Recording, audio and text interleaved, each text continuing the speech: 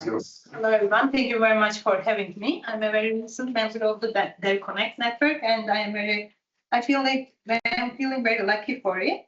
And thank you very much for inviting me. So today's paper is about the labor market effects of part-time work in Turkey. Part-time work law. He joined work with Derya Zayim of Istanbul Technical University. So the idea of this paper occurred to me when we were in a labor market and demographics in MENA region workshop with some of the people in the audience today that were also participating there. And the keynote speaker was Caroline Felt, and she was talking about why female labor force participation rate in the MENA region is low. And one of the reasons she mentioned was the institutional setup being not suitable for the part-time work. Then I thought about this policy change in Turkey, and I thought about looking at the labor market impacts of it. So that's why my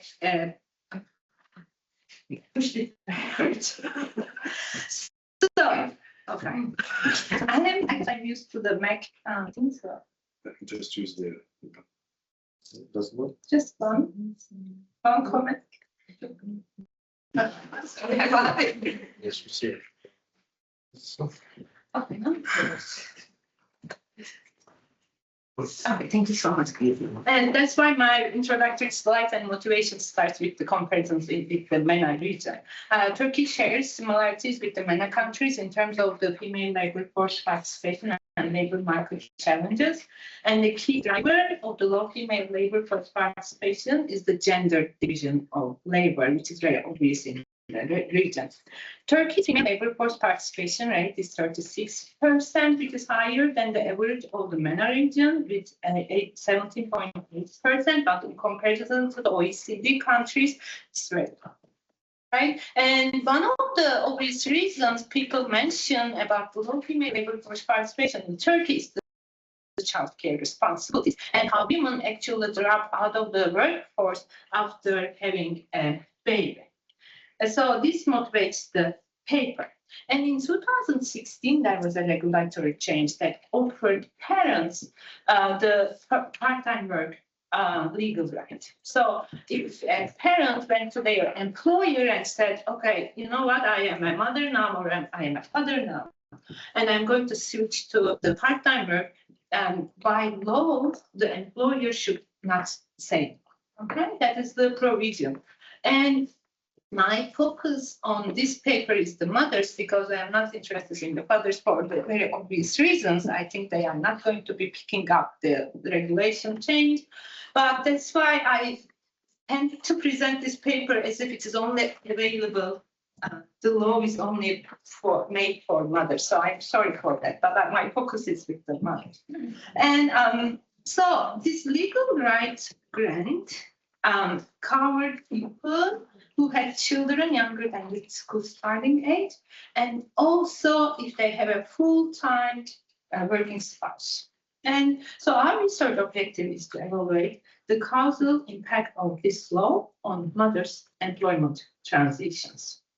And before the 2016, there were some regulations offering mothers the maternity leave, like 16 weeks of paid maternity leave and another 6 months of unpaid leave if the mother chooses to pick up. And also there's job protection during pregnancy and daily breastfeeding breaks. So we can say that these policies, even before 2016, somehow protected the women's attachment to labor force during the childbearing period. But we can question the degree of how much they do protection, right? And then similar laws were in effect in other European countries, like in Spain, and a similar policy was introduced. And the literature shows that this reform increased maternal part-time employment through transitions from unemployment. So women who are unemployed after this part-time grant introduction transition to employment in Spain. But there were some unintended consequences mentioned as the dislike of the employers for making full-time contracts with the or permanent contracts with the mothers.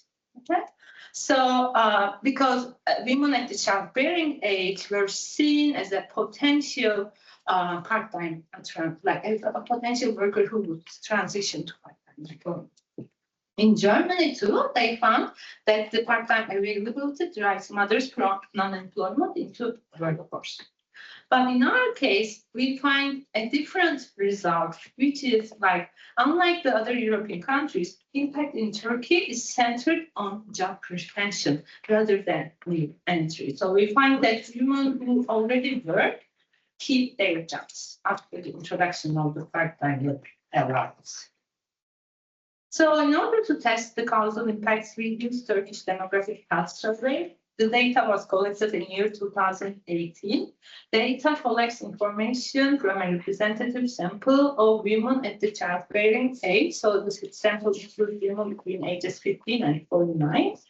And in the demographic health survey, it's not a panel data, but they ask women about their history of working since age 15. And they also ask women, when did you start working in this job? When did you stop working in this job? So using this information, we create a monthly panel.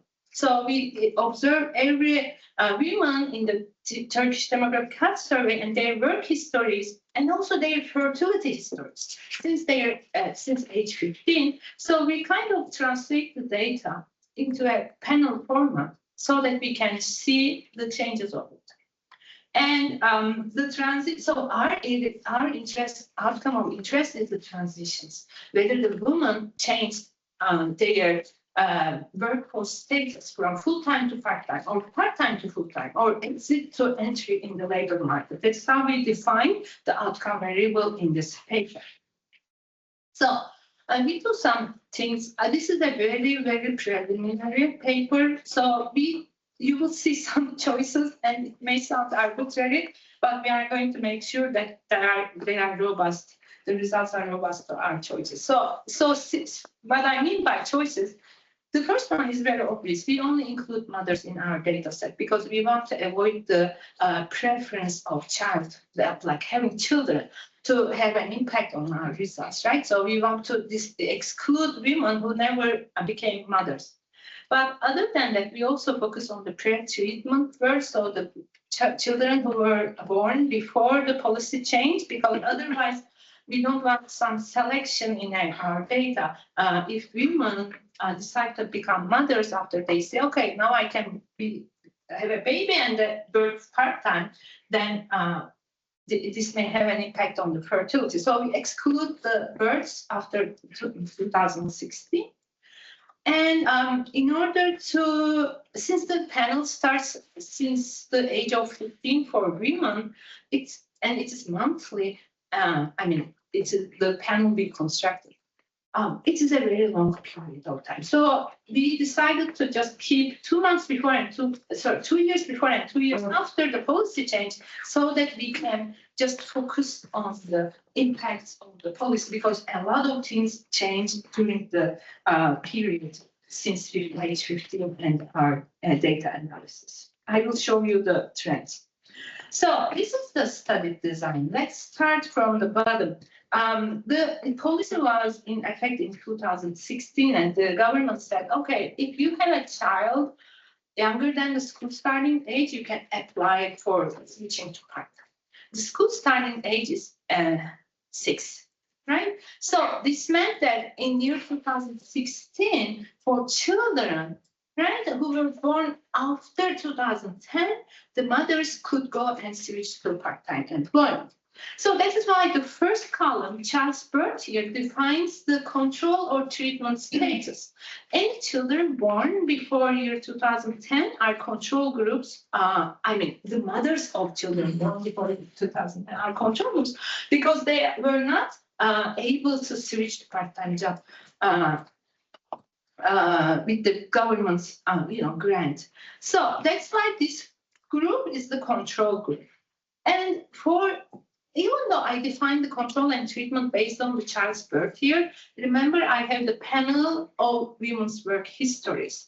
So the post-exposure you see in this last column depends on the time I observe women's work history, right? So a woman who has a child born after the year 2010, for the years between 2016 and 2018, she is exposed to the policy. Right? That's why I say policy exposure. For policy exposure, I measure the years 2016 to 2018, and any time before the year 2016 is pre-treatment. But for this group, the gray area, when the policy was introduced, these children's mothers could apply for the part-time work, but by the time my data was collected in year 2018, sorry, the children went to school, right? The children was past the school starting date, so the mothers could go back to working full-time. So that's why I excluded the gray area. The gray shaded group in my analysis, because they are kind of in between. They are exposed to the policy, and then their children went back to the school. Since I am looking at the transitions, this is important for me because I want to measure the transitions as clear as possible. This is the event study graphs for employment and part-time. And as you see, if I take a very long period of time, there's an obvious trend, right? And the vertical line is 2016. So that's why I decided to just maybe focus on 2 years after and 2 years before the policy change. And this is also for part-time employment. The first graph is for employment, the second graph is part-time employment. And I am not claiming that there's no trend. Okay, so I'm like, okay, there's an obvious trend. And I need to consider it in my analysis. Okay. So I use two things. First, the two-way fixed effects, and then the omitting, dropping the fixed effects and instead including a trend variable in order to take care of that trend that you have seen. To the best that I can do, I have the controls. Since this is fixed effects regression, the time invariant controls like education drops, or place of birth for the mothers drops. So I have age squared, and number of children, the controls that can change over time as the controls. And when I estimate the impact for mothers, there's no impact on full-time to part-time transition, even in the two-way fixed effects model. But with the trend control, I see an opposite direction in it, right? It is like statistically significant, but very small, close to zero. And to be honest, when I look at the transitions, I don't have the descriptive statistics here, which I should, but the transitions, part-time transition is very low in Turkey, according to the descriptive statistics. This negative sign and statistical significance is hard to explain, but it doesn't exist in all of my regression tables. So it's not a very robust negative significance results. That's why I'm not paying very much attention on that unexpected thing. For the full-time to exit, I find a statistically significant drop. And full-time or part-time. So the difference between the second and third row is that the second row is full-time to exit. The third row is any type of employment to exit. And I find a negative significant effect on this. So I conclude that there's a reduction in the exit probabilities. And there was stabilization of work for mothers. Sorry, I'm used to the touchpad in the Mac computer.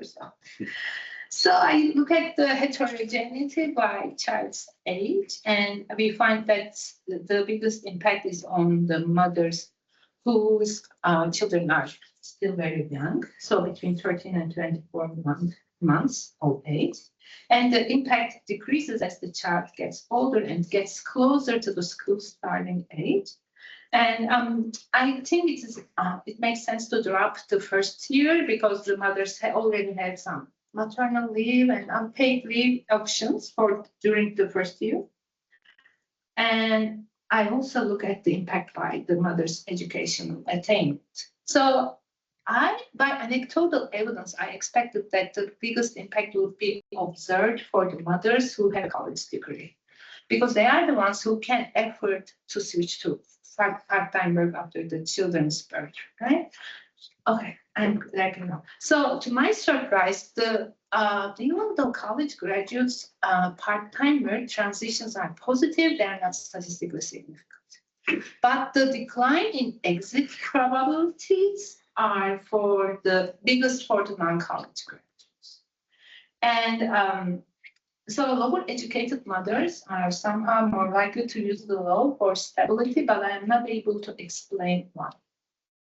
And I do also apply silver check to make sure that the effect that I see is not just something that is captured by the structure of the data or the labor market. So I'm doing what if I create a made up policy that happened if I treat as if the policy change happened like 3 years ago. What do I see a significant decrease in the exit probabilities, and I do not as the placebo test works as it should, and null results support the causal interpretation of the reform.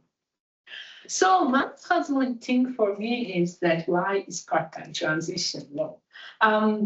That can be embedded in the labor market structure of Turkey. One thing could be that the mothers lack of information about the legal rights because it is the company's HR departments against mothers kind of situation, right? And another thing would be the job structure for part-time work not very suitable for Turkey. There can be some occupational rigidities in the Turkish labor market that affect not like part-time work is not very available to the mothers. And concerns regarding income decreases could be a thing. And finally, the regulatory gray areas and employer resistance. We don't have any information about the side of the employers with these surveys, right? We don't know what's happening with the employers and if they are actually doing any type of resistance for the mothers' desire to switch. And to conclude, even though we do not find any part-time switches, we find that the law operated as an employment stabilizing measures. And mothers might use this as a leverage to, switch to flexible working hours, because they might want to keep their contracts, but then maybe talk to their, employers. Okay, I need more flexible hours, or I can switch to part-time. That can use. And strongest effects for mothers of children aged 13 to 24 months and non-college groups. And we conclude that legal rights alone are insufficient to shift patterns without addressing job structure. Of course, this last comment is for the part-time work, but for the exit probabilities and the job protection, I think this policy seems maybe not that information. Thank you very much for this. Thank you for being here. Thank you, Saeed. Thank you very much. Let me start this presentation with a simple but important question. When a sudden shock disrupts the everyday life of household, who actually absorb extra work?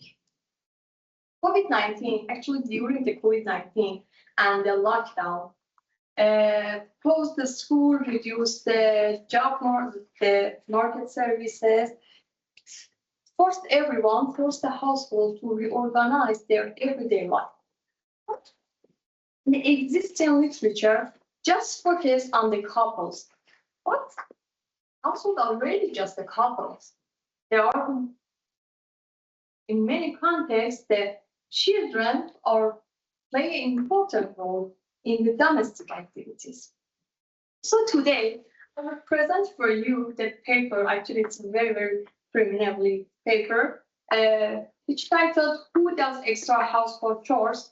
Gender Time Adjustment Under COVID Lockdown in Iran." And this work is co-authored with Elian El-Badoui.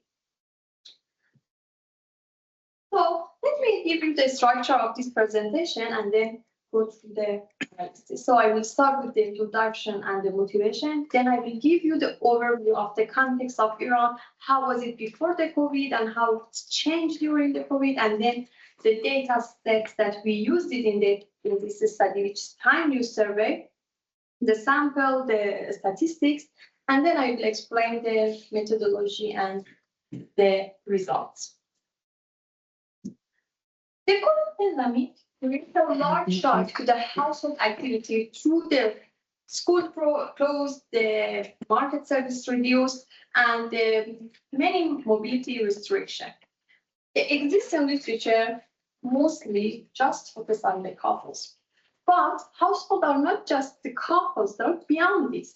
In many developing countries, in many middle-income countries, the adjustment may also occur through other household members, particularly children. Evidence on how entire households reallocate their time during pandemic shock is in middle-income countries remain limited. They mostly just, as I told you, focus on the couples. So in this study, we aim to shift the focus from the couples to entire household and highlight the role of children in these countries. And for this study, we used the time use survey for 2019-2020, which is just for urban area in Iran. Before going through the analysis and the data set, let me give you the overview for before the COVID. The household before the COVID production, household production, forget the strong male breadwinner, female homemaker model. So from the existing literature who works on Iran, they shows that women perform the majority of unpaid domestic work and also the care activity. The other paper who used the same data set but for the other years shows that married women in Iran allocated their time around 6 hours per day at the household work and care activities, compared with the married men, which is just about 1 hour per day. So, but in the contrast, we see that the participation rate of male in the job market is much higher than women.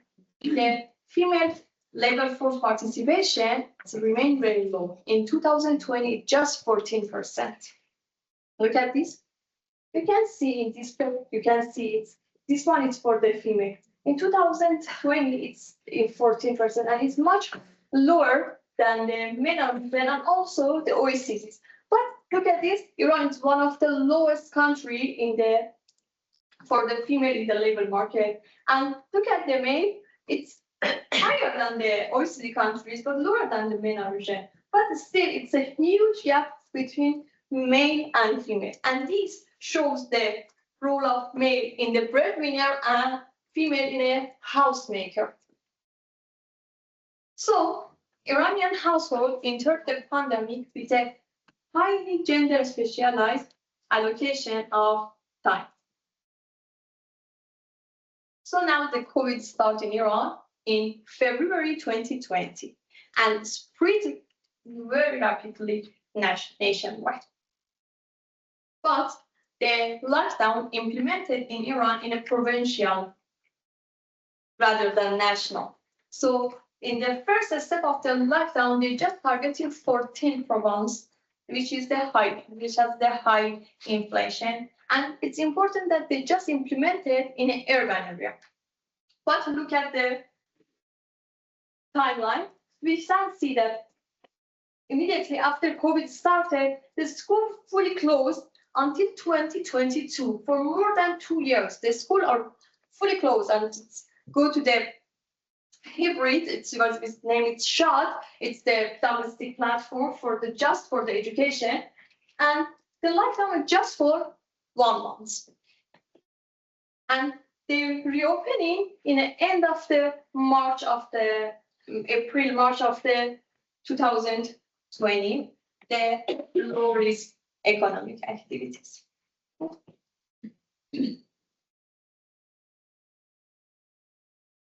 So, this is the situation of Iran, but keeping in mind the situation of Iran before the coup.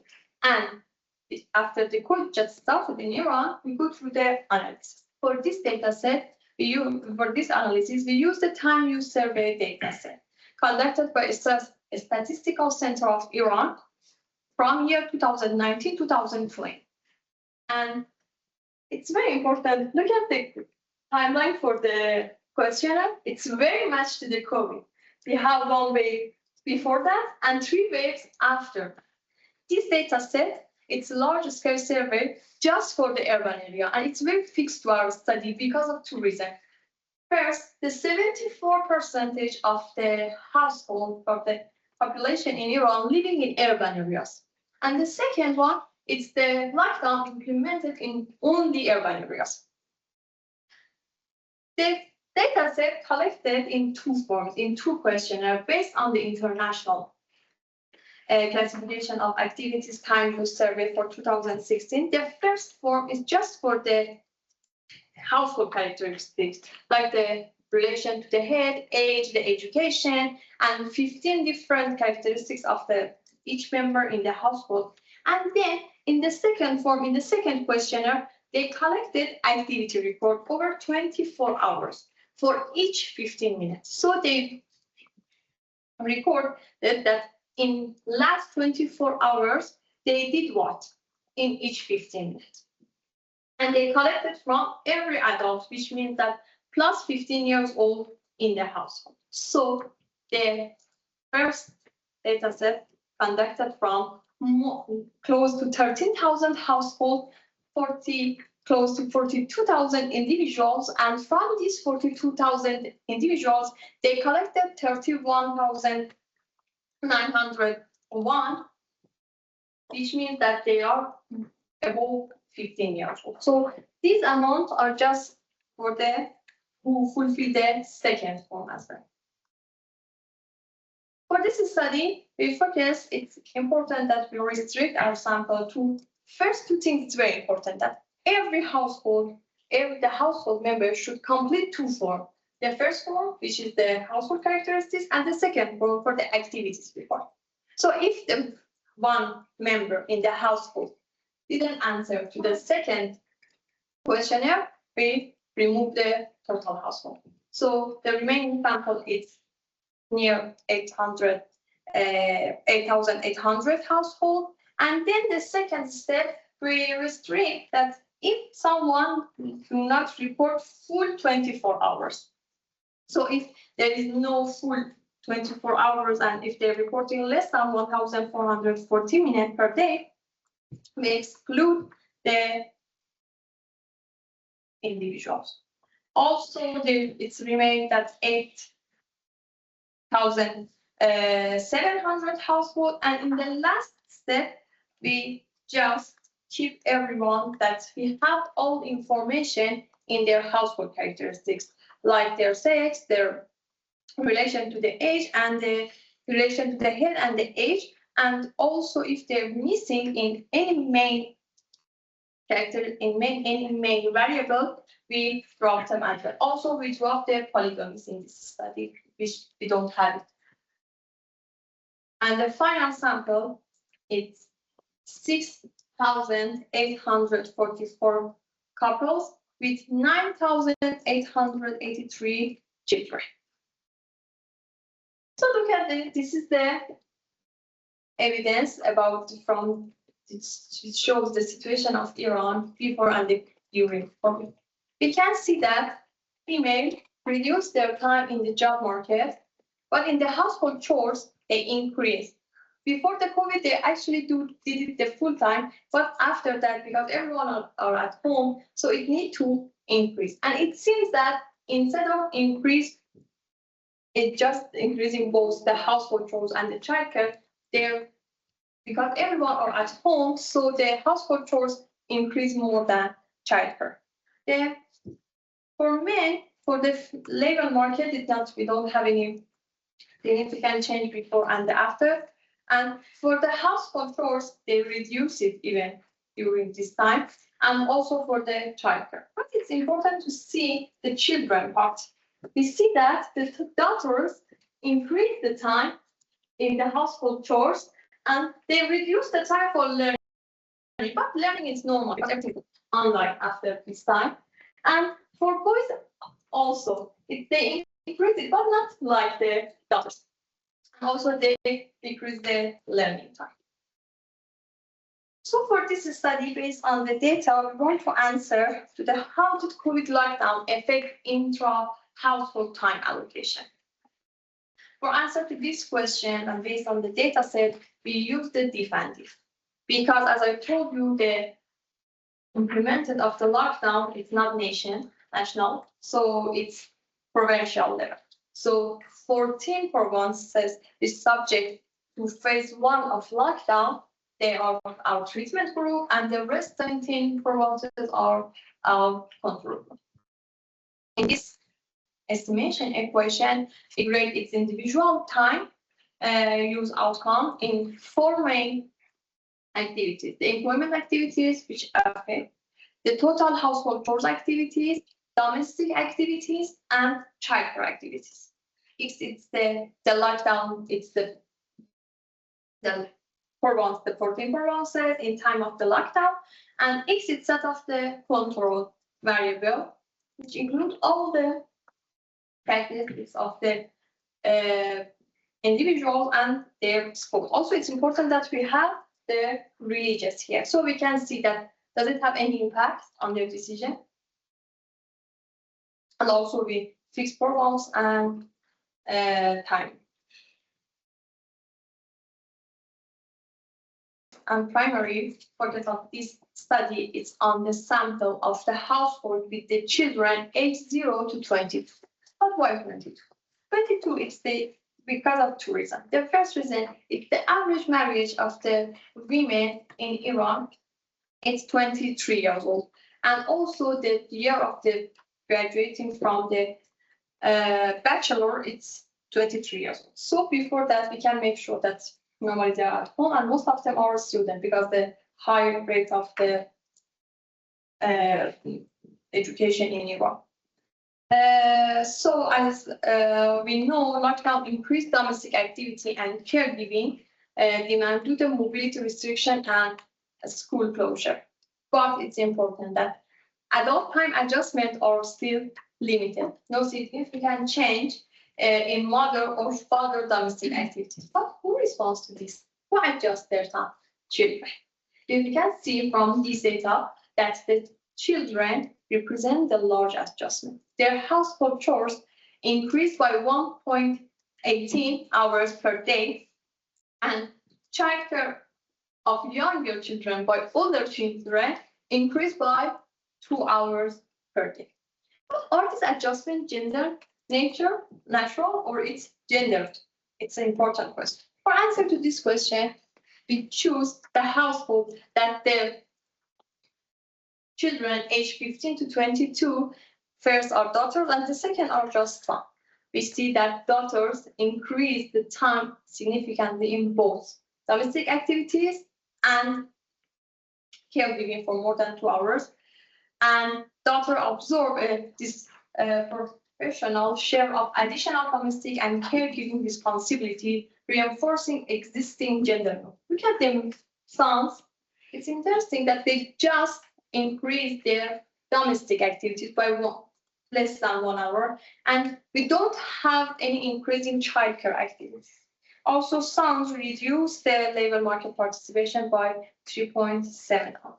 So, lockdown shock reinforce gender norms not between the spouse, but also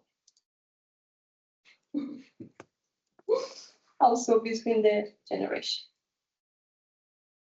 But make sure that it's not for just to make sure that if the older children are included in these activities or not, we select the second subsample, which is without in this household, we don't have any dependent children, and everyone are adult, which means they are more than 20 years old. we don't have any significant effect for none of the member in the household. And so we understand that when no dependent children are present, households should not adjust their internal time allocation during the time. It seems that everyone stay in their role. So mothers do the homework, fathers do the working, and children can do learning or working or staying just at. Also, yeah, it's important that how we see that if they don't have any children and if they have all kinds of the children. For the couples, so we will stick the subsample to just couples first, and then to households with both young and adult children. We don't have any significant effect for lockdown on domestic activities on the couples only, but may reduce the employment activity by less than 1 hour per day. And it can be because of they should do the teleworking, so they are at home, so they can reduce the time of going back and because the employment activities include all of these activities. But household with younger and adult children, both kind of children, we don't have any significant impact on them too. Maybe it's because of the older children who continue like the path, and the mother is enough for the younger children. For make sure that this impact is on short term or the long term, we did the event study. And before the lockdown and after the lockdown, it's the time it's the lockdown. But here it's before the COVID and after COVID. So we don't see any long-term impact on the other way. So it means that everything's happened during the lockdown, and after the lockdown, the school will remain closed, but the children are not continue working in the domestic activities or care. They don't increasing anymore. They back to the before the lockdown, and so there is no evidence of persistent restructuring of the household labor. For the conclusion, so as I explained, that early lockdown exposed the increased domestic activity demand within the household, and children are not supposed to become the primary adjustment margin. Children domestic activities increased significantly. Mother and father remain largely unchanged. The adjustment is strongly gendered. The daughter absorbed large increase in the household and childcare, but son spent only on the housework and not in the childcare. It seems that the parents, the family, make ready their daughter to be the next mother. And effects are temporary. The children's increased domestic participation in concentrated during the initial lockdown phase. And it's important to keep from this analysis, this lockdown shock will not renegotiate adult gender roles. Instead, additional domestic burden are absorbed intergenerationally and along gender line reinforcing existing. And if I want to back to the first question from the beginning, who absorbed extra work, it's important that say that when the household faces sudden shock, they may not transform existing gender norms. They simply reproduce them across the generation. Thank you very much. Good morning, ladies and gentlemen. My name is Yasmine Abdelfattah. I'm an assistant professor at University of Prince Edward Island and ERF fellow. This paper is part of my master's thesis with my student Alia Hisham. And actually, it was based on a project funded by the ERF. We started the work in 2020, and this was like a second project based on this. And I have a passion for climate change and labor market in the Middle East. And it's a pleasure to be here and present my work. And I always like to start my presentations with real life stories. In 2020, just before the COVID, I was pregnant with my second child, and there was like, I went to the university, and in the middle of the day, there was huge rain, and they asked us to evacuate the place because the roads will be very dangerous. I work in the new capital in Cairo, so it's like a new city, and the roads, it's not that safe. Like there are lots of water. So we went back home, and it was like Wednesday. Thursday, they sent us an email asking us to stay at home and do the work, like the lectures online. And for the 3 days after, there was lots of rain, and because of this lots of rain, like my home was, the windows were flooded with water, so we start to get the water out. The electricity went off, and we started to think out, is it gonna stay? What we'll do with the food in the refrigerator?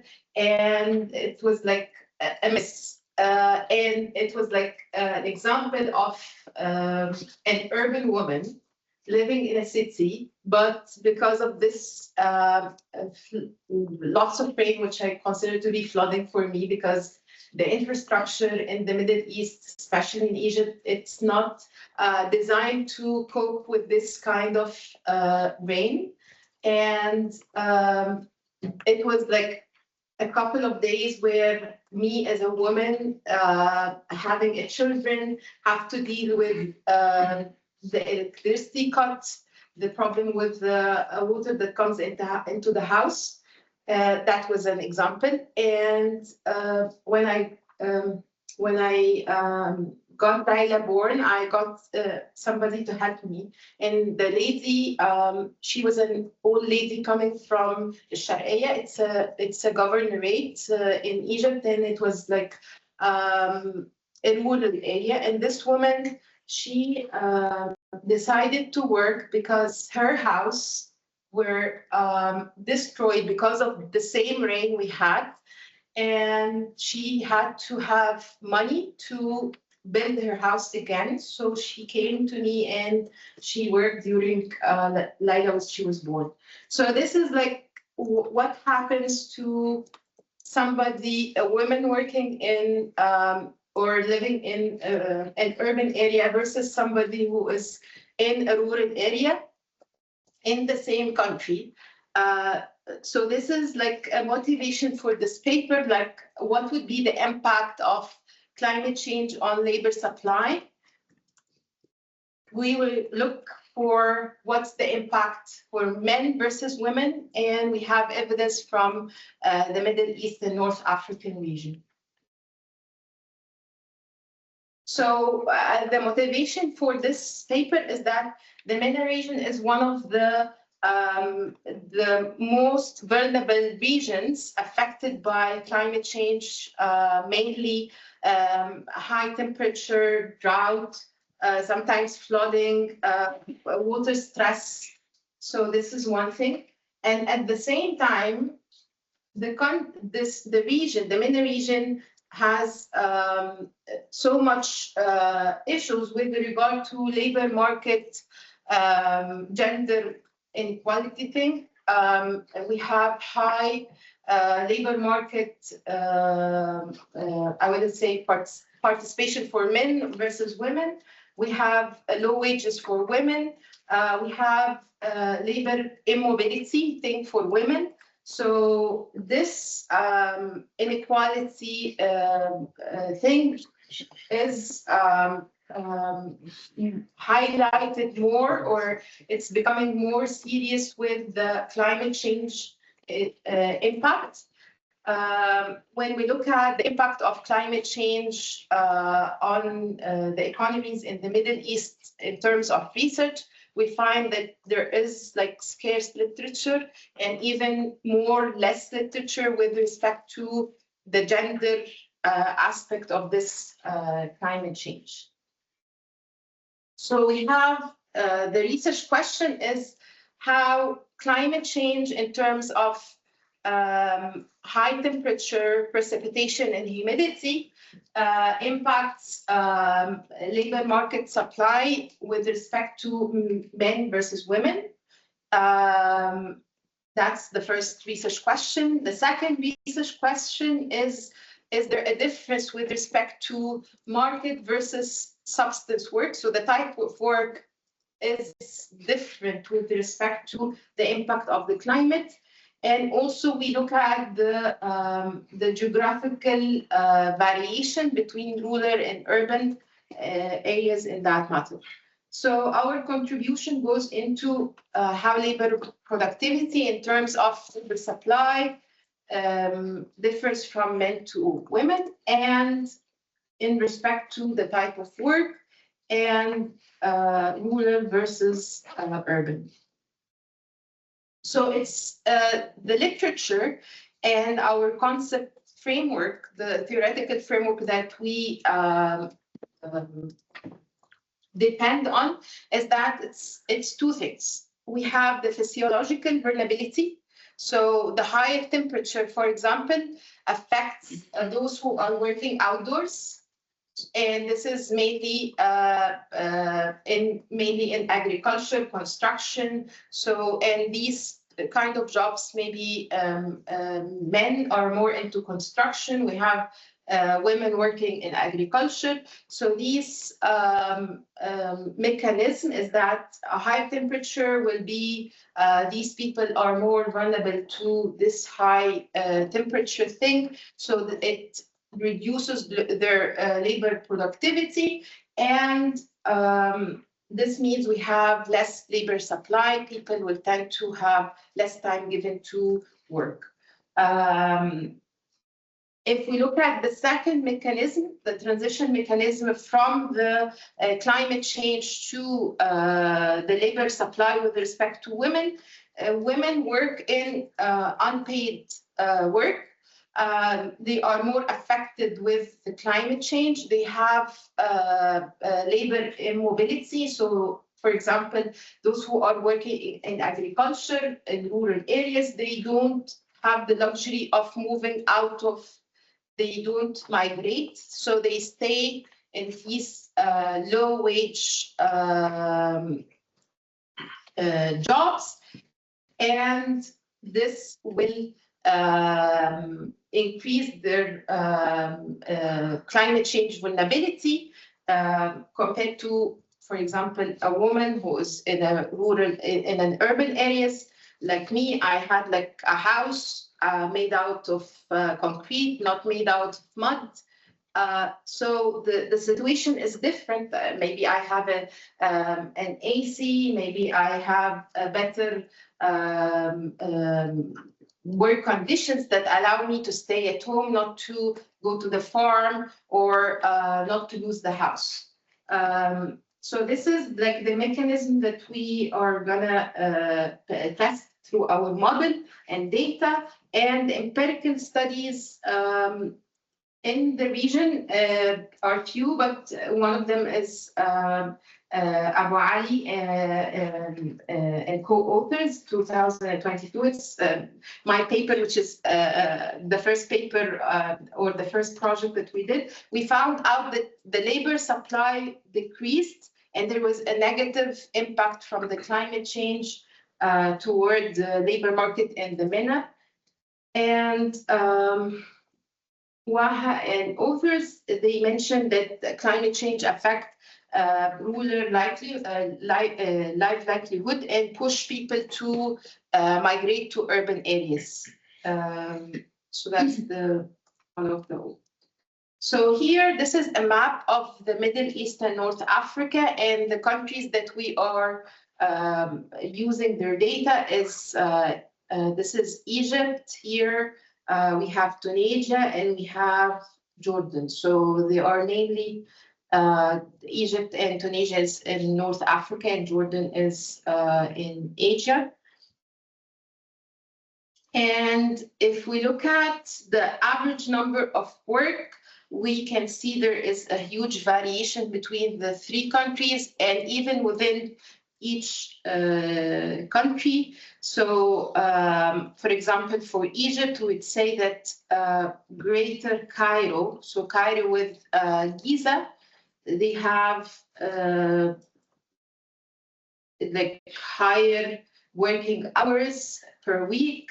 And I would say this is Alexandria. So those governorates in Lower Egypt, those has the high capacity of more labor supply versus Upper Egypt. So this is for Egypt. For Jordan, I would say Aqaba and then Amman and Zarqa were the second most worked. For Tunisia, it's the north again versus the south, like in Egypt. So this is like the variation in the dependent variable, and this is nice for our modeling to see how this variation is accounted for the other socioeconomic variables along with the climate change impact. When it comes to the maximum weekly temperature, again for Egypt, Upper Egypt, it's like characterized by high maximum temperature versus Lower Egypt. If we look at Jordan, again, Aqaba, because it's close to the sea, it's much better than actually, if we compare Egypt with Jordan and Tunisia, we would see that there is a variation in the temperature because Tunisia and Jordan, they are up. They have a higher latitude than Egypt, so they have less temperature than, for example, Upper Egypt. For the relative humidity, the humidity for Tunisia, it's higher compared to the Egypt and Jordan because of the exposure to the Mediterranean. So we see interesting variation in several indicators, and let's look at the data and the methodology. So the data is it was built on the project of the ERF, where we have the labor market survey for Egypt, Jordan, and Tunisia. So we have one round for Tunisia 2014, Jordan we had 16, and Egypt we had 2006, 2012, and 2018. I hope to add the recent round of 2023. And we started by looking at the district level data, and we have on the other side the climate change data. It's a high resolution. The maximum temperature is from NOAA. It's a raster data where we convert the data from being format LCDF4 using R to usual data where we have coordinates and the data for the pixel, for the temperature in terms of degrees Celsius, and we have like an ArcGIS where we aggregated the data with the average for each district. The same thing for the precipitation and relative humidity. We got it from NASA, and we did the matching with that. We have in the microdata for the LMPS, we have the data with the date of the visits. We had the data with the district, the governorate, the country of the household. So each district was matched with the data of the climate based on the aggregate of the last week. So we got the average of the last week based on the dependent variables. So the dependent variable is the number of hours worked in the past week. So that's why we got the average week before the visit for the maximum temperature, the precipitation, and humidity to see the impact of these climate variables on this labor market variable. So the data is very rich. It's a longitudinal data, and it has so many variables on the labor market, socioeconomic variables. Yes. So here we have the empirical model. So we have the Y, as I said, it's the number of hours worked per week for individual I in location S. And in this paper, we had for market work definition versus market and substance work definition. The independent variable were maximum temperature, humidity, and precipitation. On the district level, we had the second polynomial. So in order to see, because the literature is talking about the quadratic relationship between the climate and labor supply. So here we have other socioeconomic variables like age squared, years of schooling, income, wealth, unemployment, and fixed effect in terms of the year-month governorates in the country. So because the variable number of hours worked is countable, so we had the negative binomial model as the most appropriate model to model this dependent variable. And we had a problem of, we were suspecting of having endogeneity thing and selection bias. So we had two-stage SLS. We had years of experience as an IV. So we tried several IVs to solve the problem of endogeneity and the selection bias. And these are the results of empirical results of market work only. And as you can see, we have differentiated with male and female. The results from the female model, they don't look significant compared to the male. So we feel like that there was a significant impact from the climate to men with respect to labor market supply in terms of market work activities. This is the Hackman selection model. And when we had labor supply in terms of market and substance work, we found out that the female model is significant, and we had an impact from the temperature, as you can see, no impact from the humidity or the precipitation. And this is, again, the results from Hackman selection model. And this is the results for rural versus urban. And let's look at the marginal effect results. And as you can see here, men, they work more than women, but the impact that comes from the maximum temperature is more, the effect is more influential, and it's significant than in men.